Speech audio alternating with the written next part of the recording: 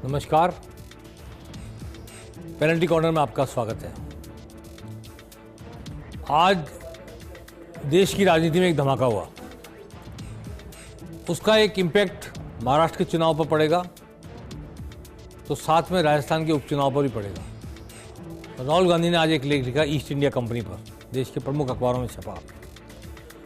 इसमें उन्होंने उल्लेख किया किस तरह ईस्ट इंडिया कंपनी ने भारत पर राज किया, राजा महाराजाओं को डराया, घूस दी राजा महाराजाओं को और अपनी एकाधिकारवादी सोच के तहत व्यवसाय को फैलाकर राजा महाराजाओं को ओवरशैडो करके कैसे भारत को गुलाम बनाया, कैसे भारत पर राज किया। इसकी जानकारी राहुल गांधी ने दी और उन्होंने कहा कि आज भी माहौल ऐसा हो रहा है, एकाधिकारवादी कंपनियां लोगों में भय पैदा कर रही हैं और वातावरण बिगड़ रहा है। राहुल गांधी का ये लेख का छपना क्या हुआ, भाजपा ने उठा लिया पूरा मुद्दा जोर शोर से।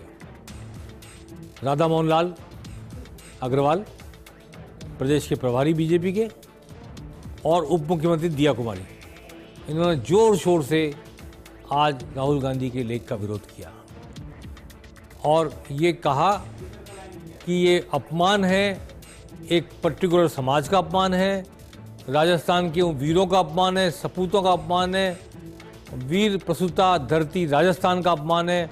उस समाज से माफ़ी मांगे राहुल गांधी, ऐसी तमाम बातें करके।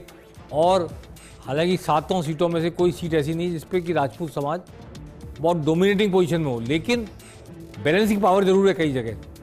इसलिए वो बैलेंसिंग पावर वाला समाज भी एक बार इस लेख से आक्रोशित हो जाए, इसलिए इस लेख को अंडरलाइन किया गया, इस लेख पर चर्चा की गई और भारतीय जनता पार्टी ने इसको सर आंखों पर रखकर उठा लिया कि कैसे राहुल गांधी ने राजपूत राजा महाराजाओं के बारे में ये सब बातें कह दी। आइए सुनते हैं सबसे पहले क्या कहा दिया कुमारी ने और राधा मोहन दास अग्रवाल ने।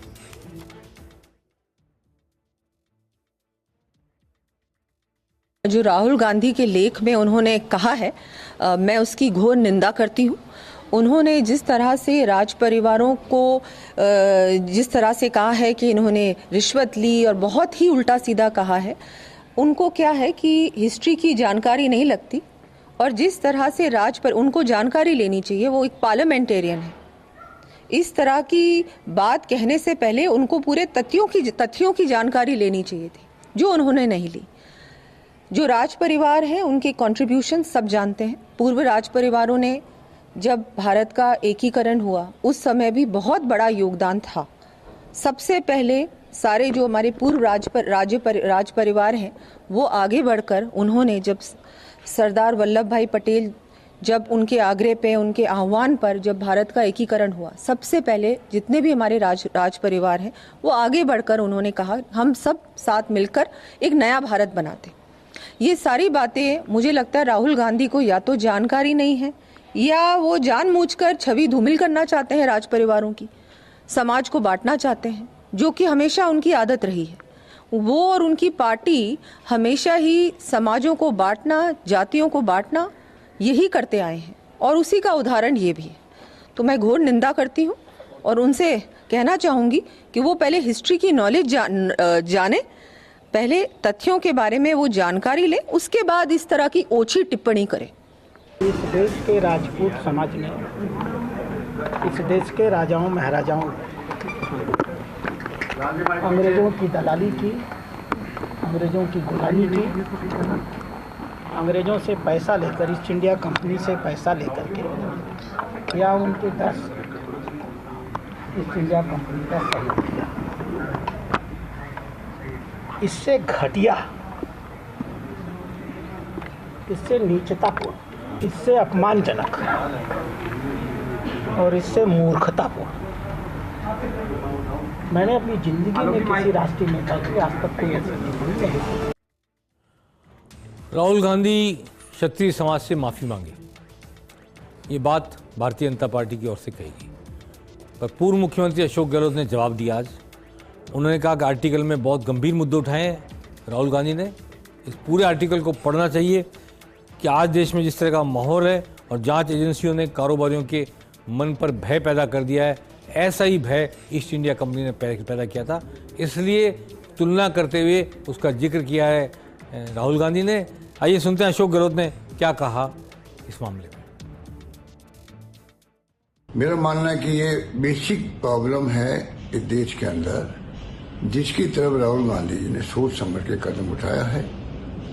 जो आर्टिकल लिखा है उसको मैं समझता हूँ कि अधिक से अधिक युवाओं को पढ़ना चाहिए, जिससे कि बेसिक जो प्रिंसिपल है इन्वेस्ट करने के, उसकी तरफ ध्यान जाए लोगों का। एक माहौल बने देश के अंदर कि पूरे देश के अंदर किस दिशा में हमें जाना है, किस दिशा में सरकार पर दबाव बनाए रखें, चाहे राज्य की हो चाहे केंद्र की हो, जिससे कि लोग पूरी तरह स्वतंत्र होकर के, बिना किसी भय के, बिना किसी पक्षपात के, तमाम नियम एक से बने सबके लिए, इसलिए जाने की जरूरत नहीं पड़ेगी फिर किसी के पास में। जब नियम एक होंगे, संस्थाओं का पूरा प्रोटेक्शन होगा, तो मैं समझता हूँ कि और ज्यादा इन्वेस्टमेंट आने की संभावना मैं कह रहा हूँ कि बढ़ेगी और ये देश हित के अंदर होगा। तो मेरा मानना है कि इस आर्टिकल मैंने पूरा पढ़ा है और मैंने देखा है कि इस आर्टिकल की वर्तमान माहौल में बहुत बड़ी आवश्यकता है।